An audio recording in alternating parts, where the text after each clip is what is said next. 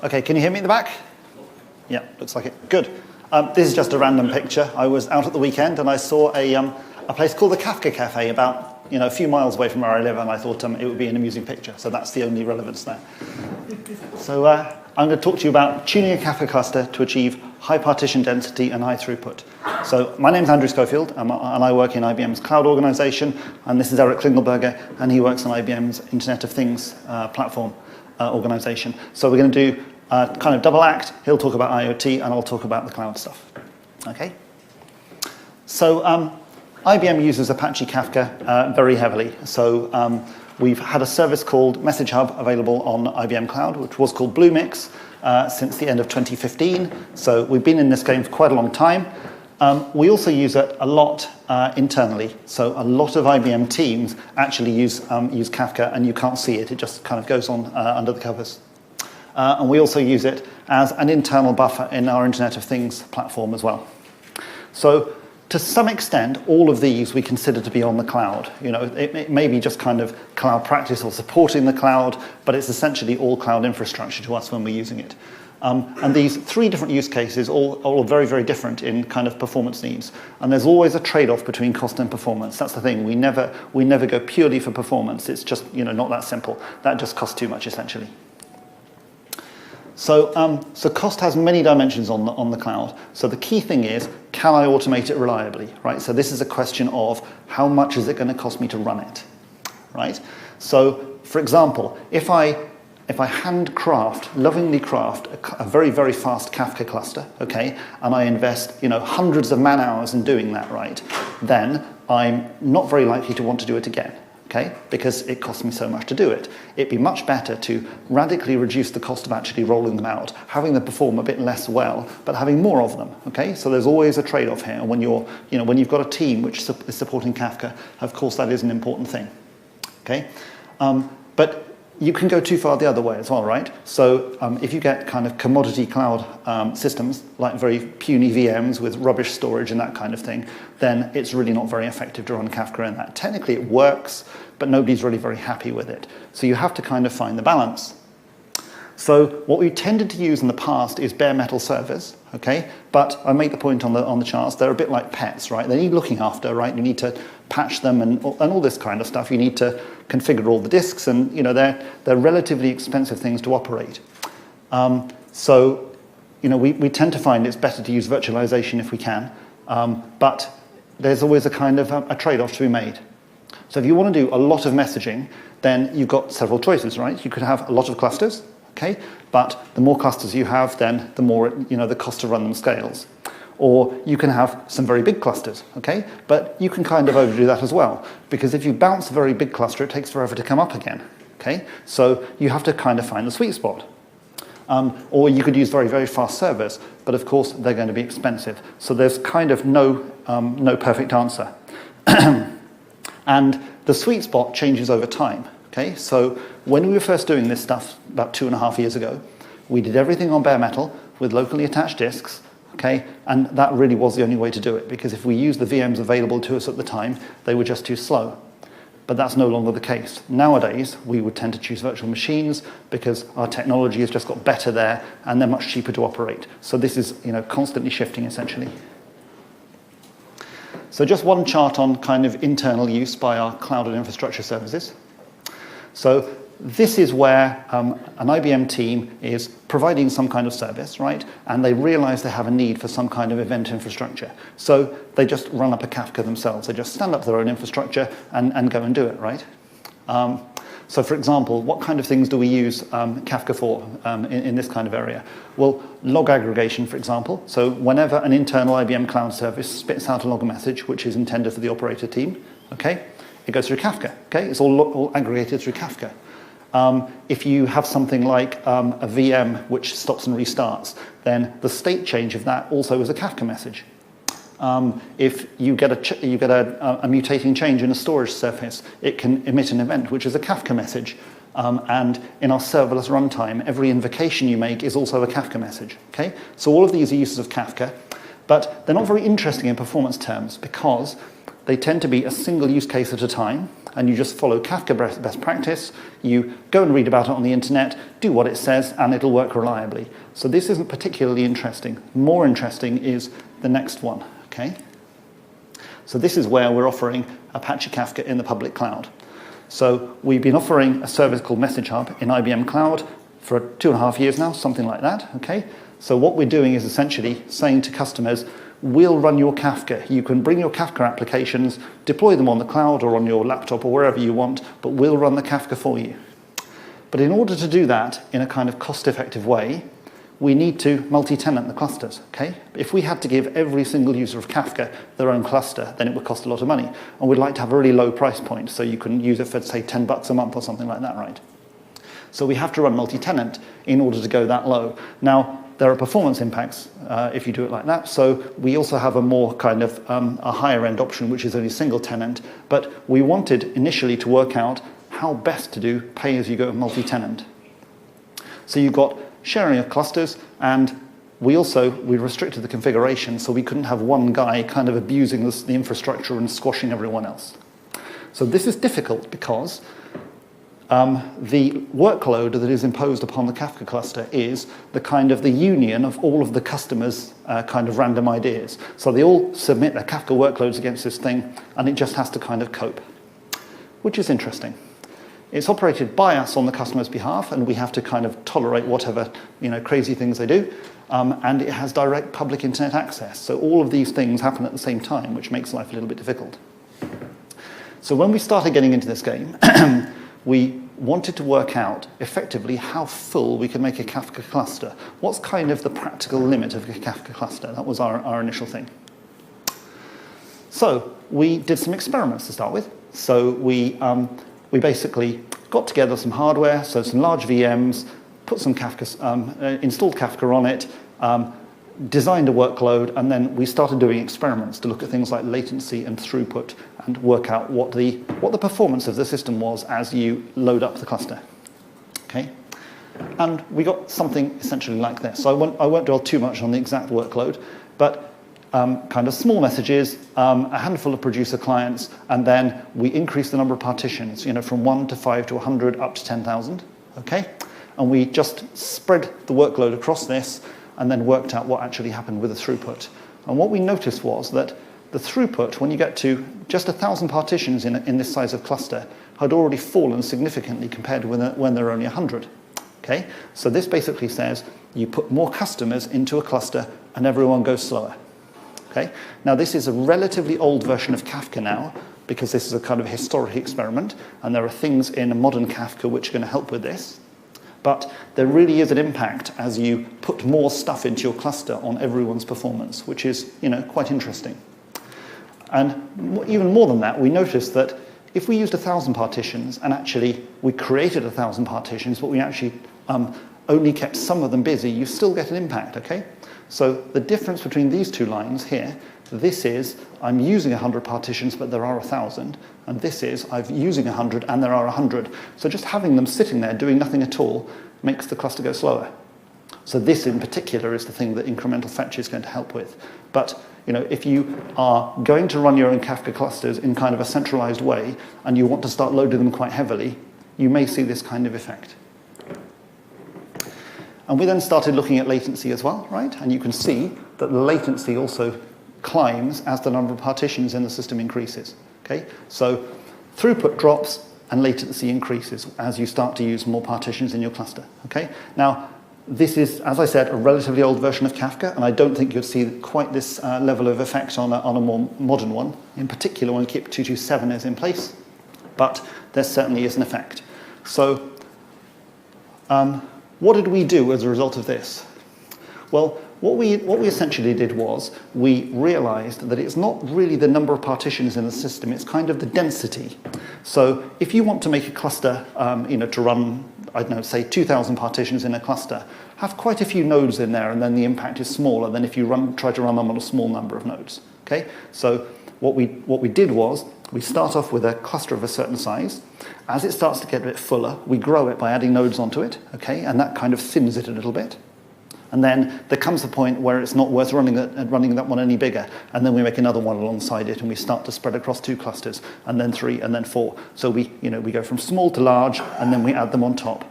And that seemed to be an acceptable approach to us. Okay? And then we choose the latency target. We've got a kind of a figure in mind. We monitor how the latency our customers are experiencing. And if it starts to get towards what we consider to be an acceptable limit, we use that as the trigger to make another cluster.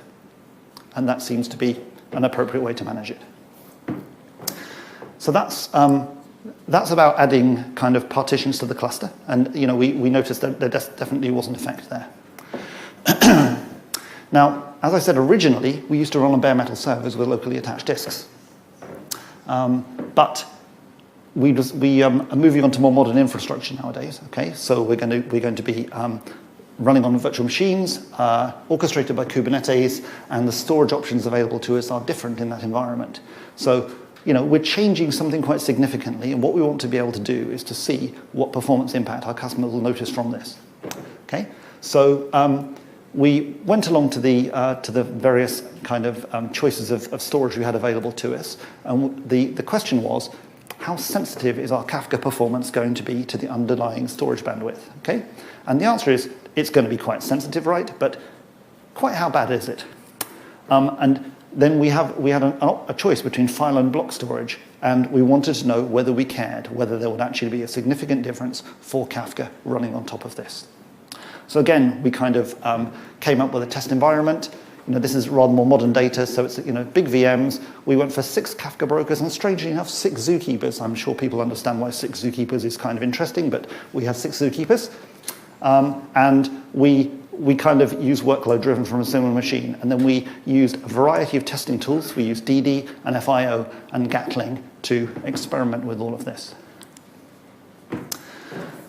So this is the rather hideous result that we got. Okay. Now, I'd like to point out this was an experiment, and we expected it to be hideous, right? So we were quite pleased that it really was. So we tried local disks originally, which is the left-hand one of these bars.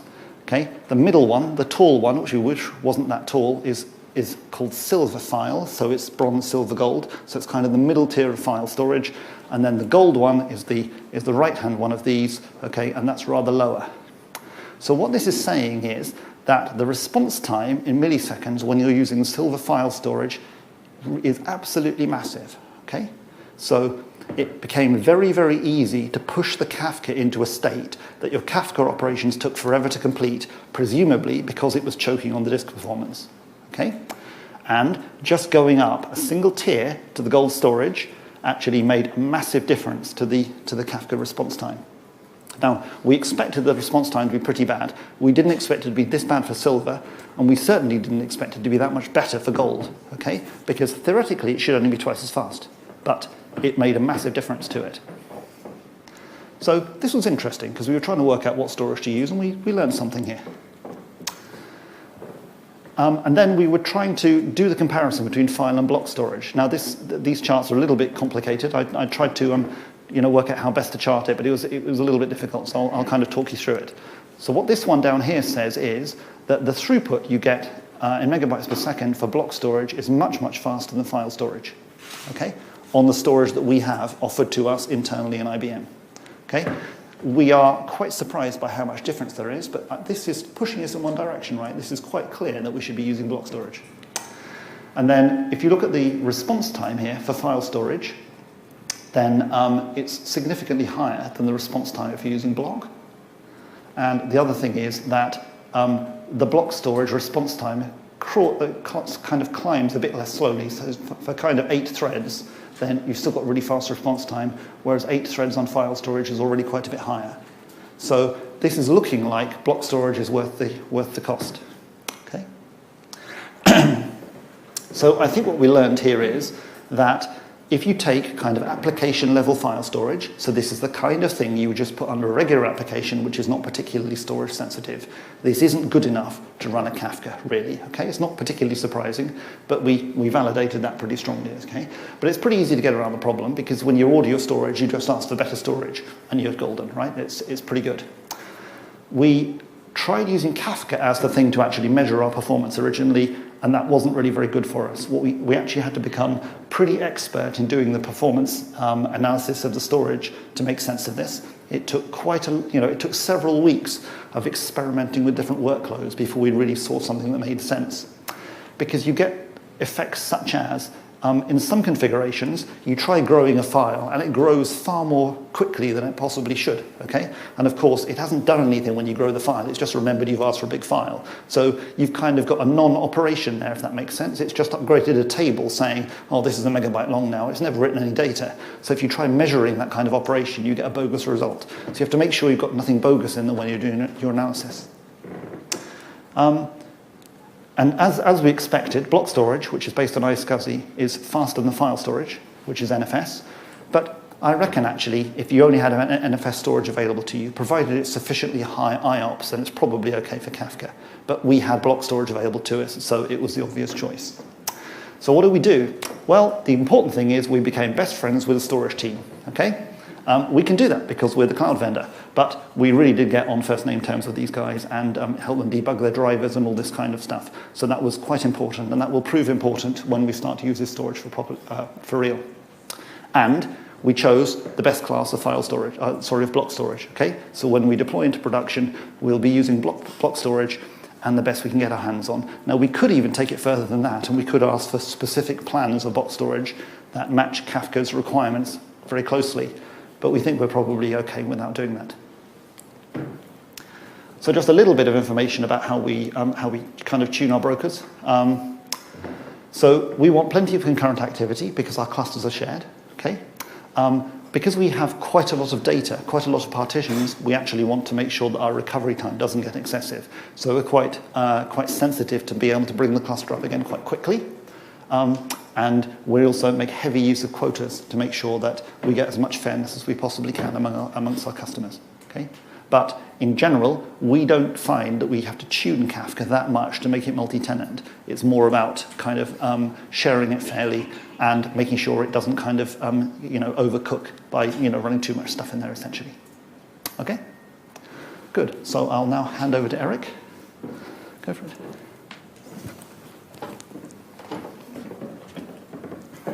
Hello, can everyone hear me okay? My name is Eric Klinenberg, and I'm the performance analyst for Watson IoT. And in the time remaining, I'll be talking to you about how we've tuned Kafka for our use. And as Andrew mentioned, we use Kafka internally in our service as an event buffer. And I'll be discussing how we've tuned it for partition density and throughput. A little bit about Watson IoT. Watson IoT is a service in the IBM cloud, and we provide secure bidirectional communication for IoT devices and sensors. We support both MQTT and HTTP protocols for ingress traffic for event data. And devices are registered in our device registry.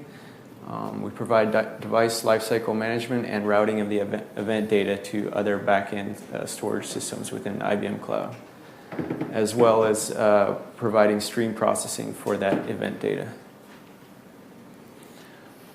So this is an overview of our use of Kafka. As I mentioned, it's an internal buffer for data coming in. Data comes in from the IoT devices and sensors, and we have a proxy that they connect to, and then the data gets published into Kafka. And on the other side, we have consuming applications that route the events to downstream services like Message Hub or Cloud or other back-end storage services. We also use Kafka in Watson IoT for internal notifications between microservices. And we operate Kafka clusters in data centers around the globe. And we provide dedicated single-tenant and multi-tenant services.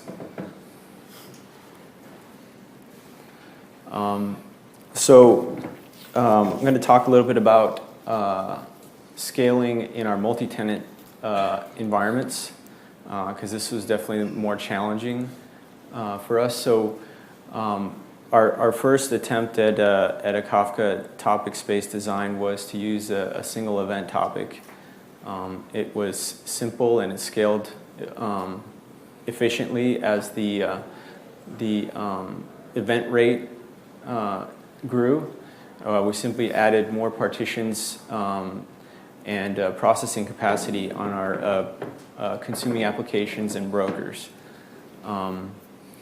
However, in the multi-tenant instances, we were receiving data from several tenants, and we needed to demultiplex that data and send it and route it to per tenant back-end services. And this complicated our consuming application logic because if there was one particular tenant that had a badly behaved downstream application, we couldn't stop committing offsets. We had to keep consuming the data, So this actually required us to buffer data internally in the consuming application, which was a little bit of a challenge for us. So we tried a different model for the topic event space in Kafka to overcome this buffering problem.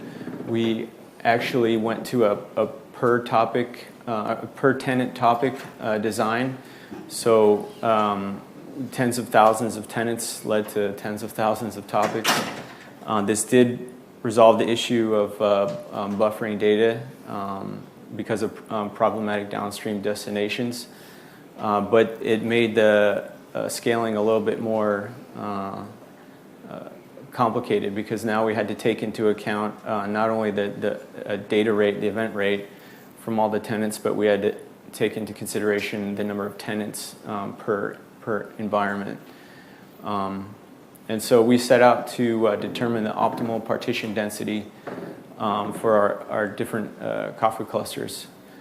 And that's what I'll be focusing on for the rest of the presentation. So a little bit about our environments. We run Kafka brokers in Docker containers on virtual servers in the IBM Cloud. As of today, we're on Ubuntu 14 on VSIs. Those are Zen guests. These are some typical specs we have. 8 CPU, 32 gig memory, 300 gig local, and 1 gig Ethernet. And we also have some Zookeeper specs, less interesting. These are the current versions. Some of these are obviously a little older, but we are going to be upgrading soon. Just a little bit about the workload. So average device event size is less than 1 KB, but for the performance data I'll be showing, we're using 1 kilobyte messages. This is with the performance data is showing with 10K topics, and the topic configuration is 2 partitions per topic, replication factor 3, cleanup policy of delete, and retention of 150 megabyte. It's also worth noting, so that you see on the later charts, that we have 3 primary consumer groups. So each event is broadcast to 3 different applications. And we send with X-1 or X-all to wait for in-sync replicas for high reliability. All consumers and producers are Java applications. So here's some throughput performance data we've collected. On the x-axis, you have partition density. That is the partitions per broker, including the partition replicas. And on the left y-axis, that is messages per second message rate. And on the right y-axis is the data rate in megabytes per second. You see the bottom 2 lines are the ingress, and the top 2 are the egress data rate, because as I mentioned, we have for every event that we receive in, we publish it 3 times for processing by 3 different applications. And so you can see that somewhere around 160 to 170 partitions per broker was pretty much the sweet spot for our particular workload. And that equated to a ingress rate of 256 megabyte per second in and 768 megabyte per second out. Some latency data. So obviously, we've tuned our system for throughput, and you can see that from these latency measurements here. They're pretty big. This is one data point at 80K messages per second in and 240K messages per second out. And it shows the sweet spot for partition density at about 70 to 90 partitions per broker. This latency was measured from time the producer publishes to Kafka to the time the consumer consumed the event. Some things we also measured was startup time. On the graph here, again, you have partition density on the x-axis, and on the y-axis you have the recovery time. Recovery time here is defined as the time from the point where the broker started to the point it's read and processed all the logs from disk. And what you can see is it's pretty clear that as the partition density grew, the recovery time also grew. And so this was pretty much what we expected. On the next slide, I show the time to resume leadership. And actually, this was kind of interesting. The time to resume leadership per broker was it seemed fairly independent of the partition density, as opposed to the recovery time. So again, x-axis is partition density, and y-axis is the time for a particular broker to resume leadership. And the three different columns are a sampling of the different brokers. So Kafka 15, 20, and 38 are shown here. This is a graph of disk I/O utilization as partition density increased. So again, a sampling of the different brokers, and at around 600 partitions per broker, we saw that brokers became disk I/O bound on several of the brokers in our clusters. And this was with a 300 gig SSD local drive. Okay, so to the tuning. So let's start with brokers. By far, the parameter that had the most impact for us was replica fetch min bytes. By default, it's tuned for low latency, but we had to increase this as partition density increased. I think we settled on around 512 KB. We also increased the number of network threads because we had 8 CPUs on this on these VSIs, and we weren't getting sufficient CPU utilization on our brokers, so we increased that as well, and that had a positive impact. We tuned socket buffers for higher throughput, and for improved replication rates, we also increased the number of replica fetchers. Let's see, so one thing to note also, as we got past a certain point, we had to start looking at other forms of storage because it became too expensive to keep going with the 300 gig local disk. So we started to look at iSCSI block storage, and we could get higher log retentions at a lower price point. The screenshots here are just to show you a comparison. On the screenshot on the top, the two red arrows to the left show a set of brokers where they're under load and there's 2K partitions. And it's showing basically packet rate and data rate. And you can see when compared with the two red arrows on the right, which is no load but 20K partitions, there was just about the same amount of packet rate as there was under load. And this was from all the replica traffic basically going around in the cluster. This is kind of expected, and one of the reasons why we were tuning the replication for higher latency, but also higher throughput. We were able to utilize the CPUs more efficiently.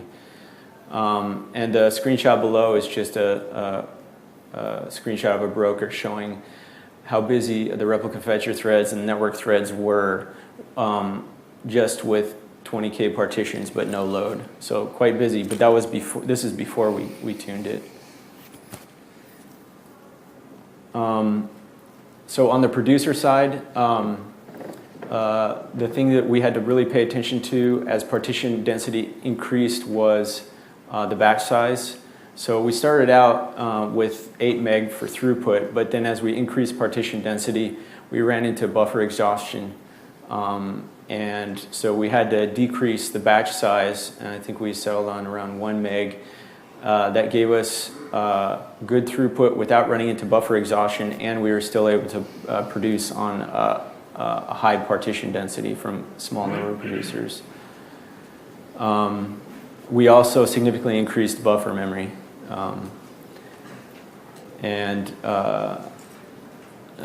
Max request size, we actually reduced that from 1 meg to 256K. On the consumer side, we significantly increased the fetch min bytes, again, adding latency, but our primary objective was for higher throughput. And so as the partition density increased, we increased the fetch min bytes. We used the default 500 milliseconds for the wait, max wait.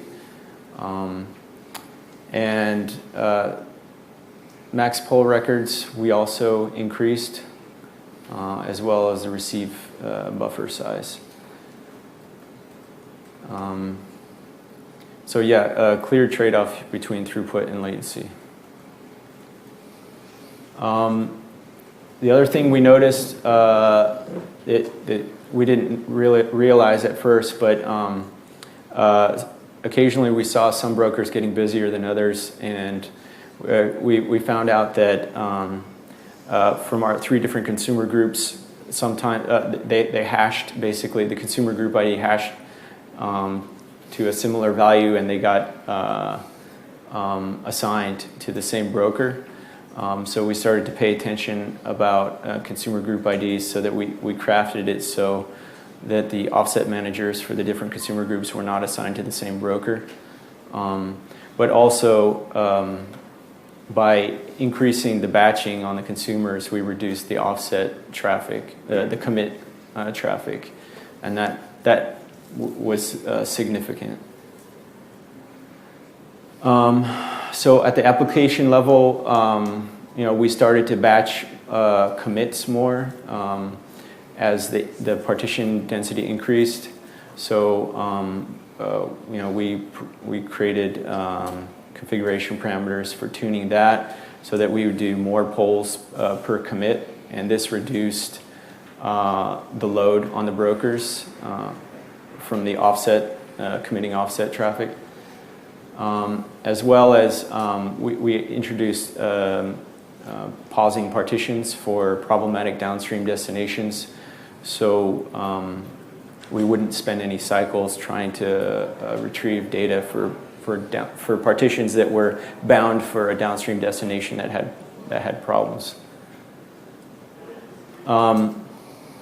So this was a little bit about the disk analysis I was talking about. This basically shows on the x-axis number of VSI, so as we scaled out the number of VSI for our brokers, and the y-axis shows IOPS for VSI. We saw that although initially, or with a low number of VSI, that the local disk had a significant advantage. As we scaled up, the block storage quickly took over as the optimal storage, and it also gave us the larger log retention. Tuning the host. So one thing that we found that was interesting We couldn't always rely on the OS to tune the network interrupts efficiently. And so we'd end up with this situation here where you see CPU 0 is handling all the network interrupts for the entire system. And so we had to pay careful attention to that and tune that accordingly so that we would distribute the interrupts across all the CPU and thus use all the CPU for network processing. Real quickly, some metrics that were important on the brokers: leader election latency, leader count, and under-replicated partitions were very useful for us to, while we were collecting this performance data. Kafka producers, the available bytes in the buffer, and determining whether we were at incurring buffer exhaustion. And on Kafka consumers, we paid close attention to assigned partitions and make sure the load was balanced. So in conclusion, there's no magic here. The tuning parameters were effective and they were easy to use, but we did have to make a trade-off when we did optimize for throughput. And somewhere around 100 to 200 partitions per broker is where we kind of settled in for the optimal partition density. And of course, we are hopeful that with KIP 227, things will get even better. That's all.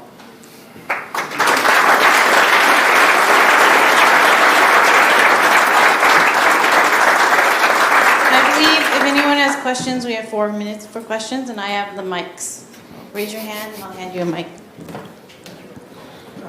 I have 2 questions. The first one is, what tools did you use to measure all those performance and latency and stuff? So it's a combination of host-level tooling, and also we instrument our applications to send metrics to Graphite, and we visualize with Grafana. Currently, we are planning, I think, to move to a new Relic for metrics and performance data. Okay. The second question is, what is your polling strategy? So I mean polling strategy by, if for example one topic contains more than 1 partition, 2 partitions, when it polls, it will probably poll from 1 partition, and which this thing doesn't help the parallelization of the processing. Is there a polling strategy? You talked about some parameters to like change this behavior, this default behavior. So in our application, we actually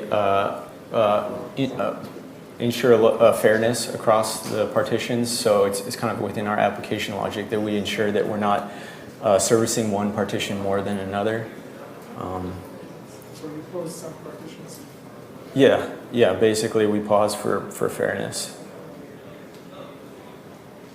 In the first presentation, what I think you guys were sort of describing in the big picture is a slow reader problem, right? Where essentially as you add more users and some people are reading at different rates, not everybody's ahead, the performance just deteriorates.